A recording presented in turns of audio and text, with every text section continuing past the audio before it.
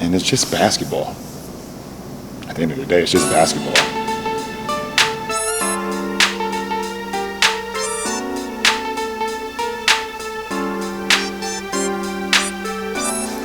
Like and subscribe on the way in the door, my people. I hope you all are having a truly, truly fantastic day today. And I already said he don't want it. I know. Yeah, and say he ain't trying to deal with that. And I mean, Channing Frye said it the other day too. Like, I mean, it's unfortunate, but like,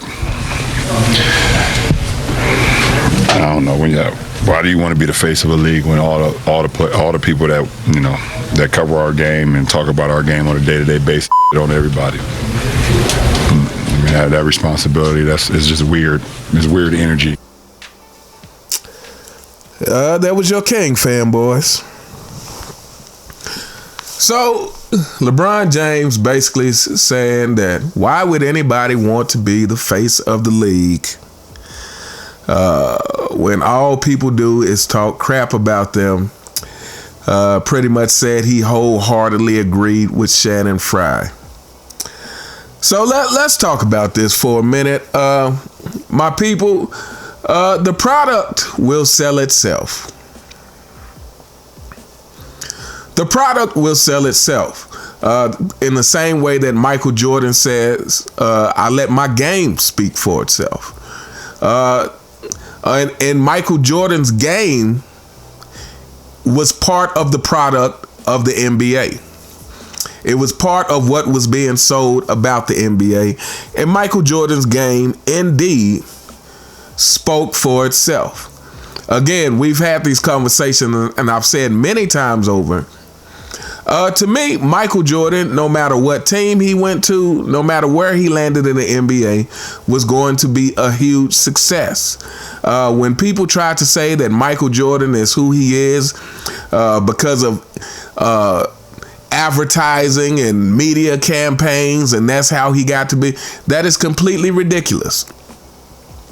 If Michael Jordan's game fell short of the hype, then Nike would not be what it is today.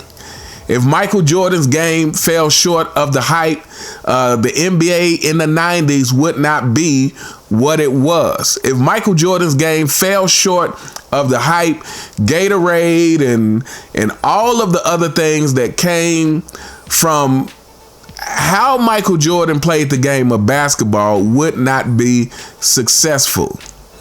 It is Michael Jordan's game that allowed campaigns about his game to be successful. It is Michael Jordan's game that allowed the advertisement of his game to be successful. And this goes across the board. The product will speak for itself. So when I hear players like LeBron James, when you hear Channing Frye, when you hear JJ Redick and Gilbert Arenas and all of the members of the CFL trying to blame the media for why the NBA gets criticized so much, try to blame the media for why the ratings of the NBA is going down, well, that's pretty typical for this generation of entitled players who lack accountability and refuse to take responsibility for what's happening in the NBA.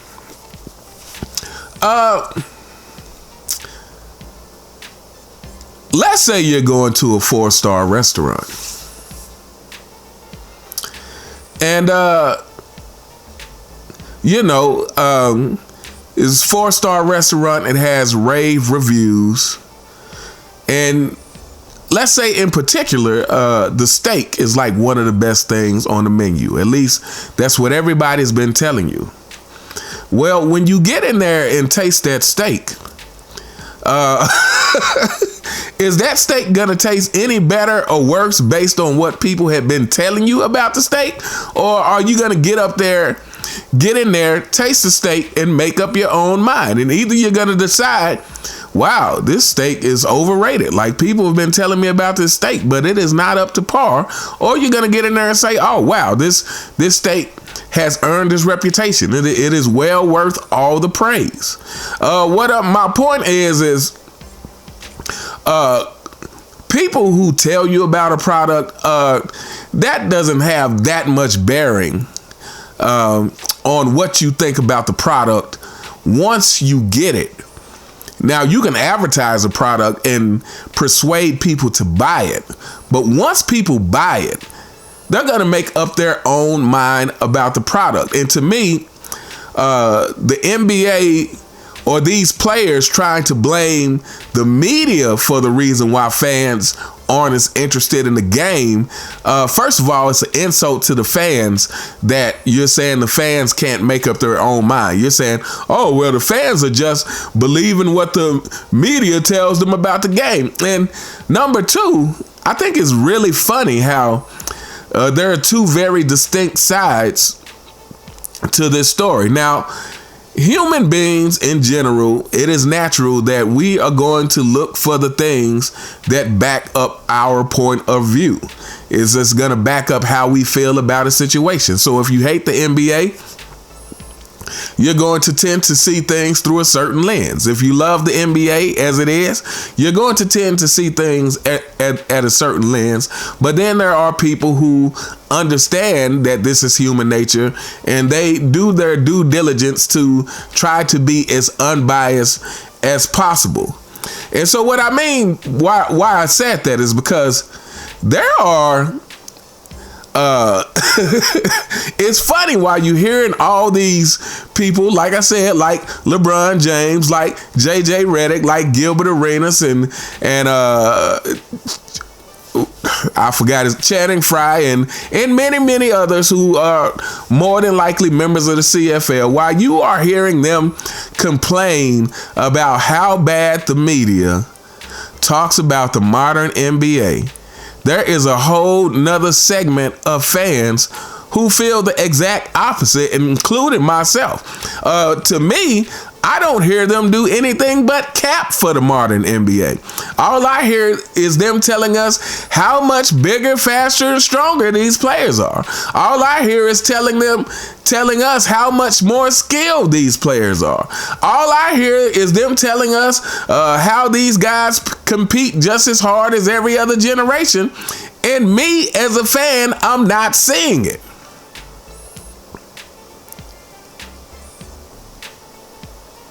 And there are many fans like myself who are not seeing it. There are many fans like myself who are saying that it appears that the media spends more time capping for the modern NBA than telling the truth about it.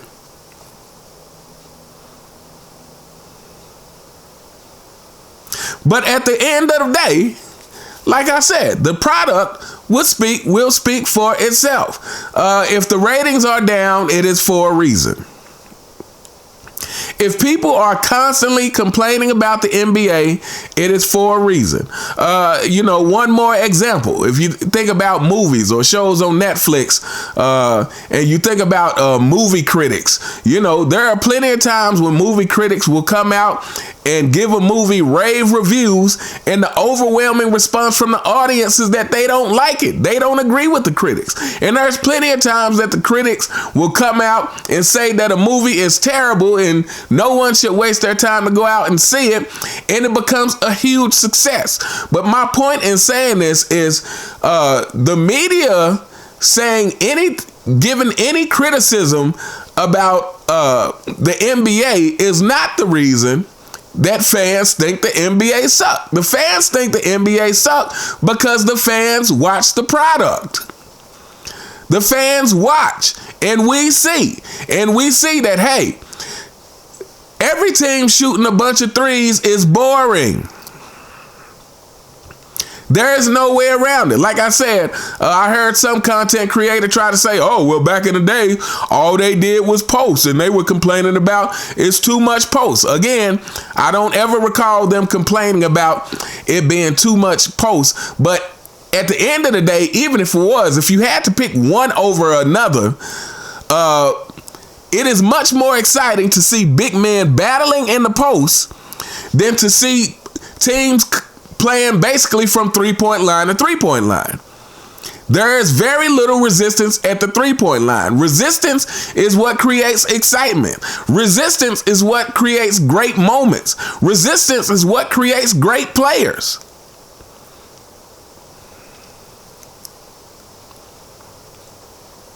And at the end of the day, the NBA just really has a terrible ideology about trying to make the game easier to showcase skills.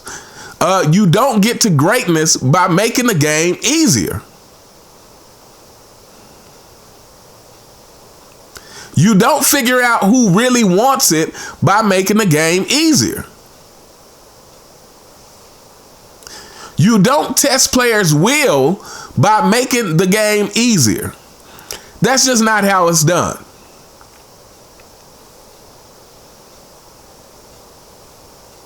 And so, yeah, you know, once again, the Duck is proving that he knows nothing at all. Once again, the Duck is refusing to take any responsibility. First of all, LeBron, let's just talk about this. You were the worst face of the league the NBA has ever seen. Why don't you take responsibility for that? Again, I said this maybe a video or two ago. You know, I'm really starting to think that the biggest problem with the NBA, maybe even over Adam Silver, is LeBron James being the face of the league.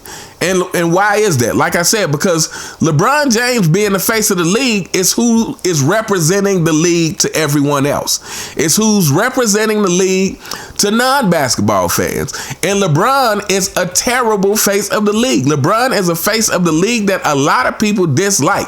LeBron is a face of the league that is not humble. LeBron is a face of the league that has done deplorable things, including how he left Cleveland.